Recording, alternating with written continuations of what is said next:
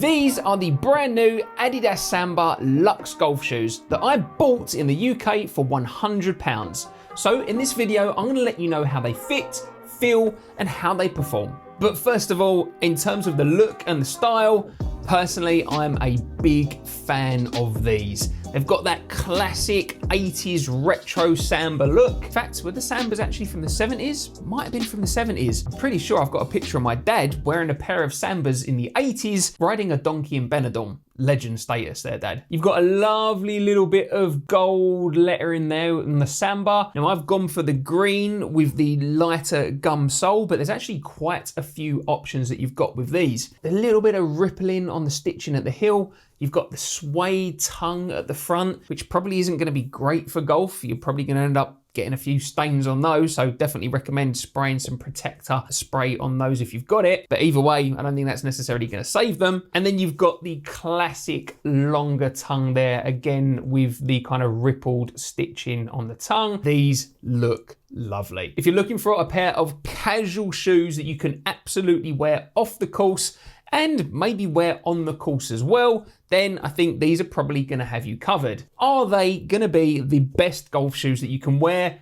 Absolutely not. These are pretty casual. Spikeless outsole here. It's got a good amount of grip on it, so I didn't have any problems wearing these off of the course.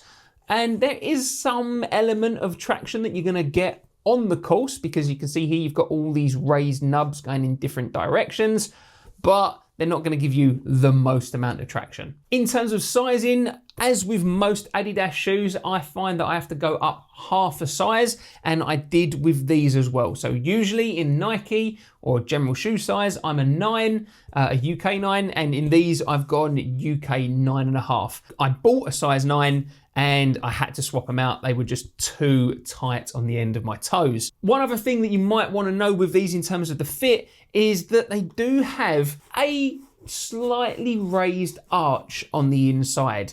Now, I struggle with shoes that have too much of a high arch, because although I've got a high instep, it's quite shallow. And so if a shoe has a high arch, then actually it hurts my feet and my toes end up going numb and I can't deal with them.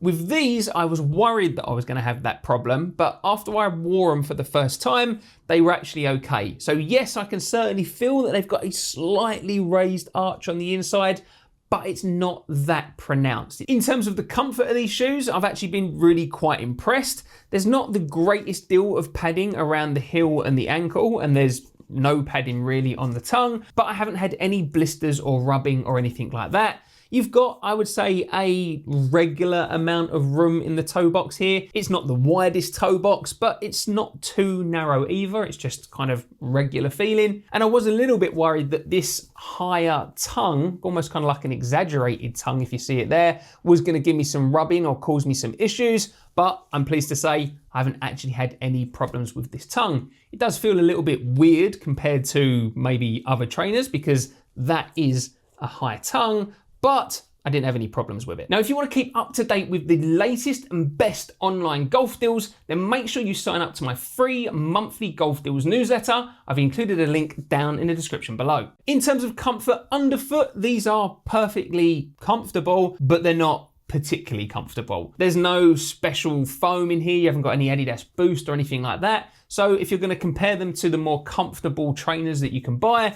these are going to feel quite firm. Not a problem. They're not uncomfortable to walk 18 holes in, but they're certainly not the softest ride underfoot. And in terms of using these for golf, because they are golf shoes, they've got not the greatest deal of kind of rigidity or stability to them now. So yeah, if you really, really want a pair of high performance golf shoes that's not going to twist and rotate and is going to give you the absolute maximum in terms of stability and energy return, then these aren't it.